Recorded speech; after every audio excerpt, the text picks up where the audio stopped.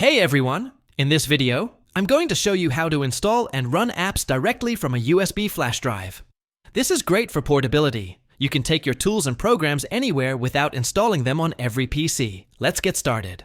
First, plug your USB flash drive into your PC. Make sure it's formatted in NTFS or exFAT. These file systems are better for storing larger programs. Now, visit the website of the app you want to run.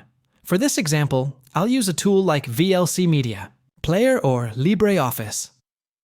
When downloading the installer, choose the portable version if it's available. Many apps offer a version that doesn't require installation. Some great sites for this are portableapps.com, LibreKey once downloaded, extract the files directly to your USB drive. Now go into your USB drive, open the folder for the app, and double-click the .exe file to launch it. That's it. The app will run completely from your USB. No install needed on the computer. If the software you need doesn't have a portable version, you can still try installing it manually to your USB by choosing the flash drive as the installation path. But keep in mind, not all apps work this way, especially ones that write registry entries. Bonus tip: create a shortcut on the drive's root folder so it's easy to access your apps next time.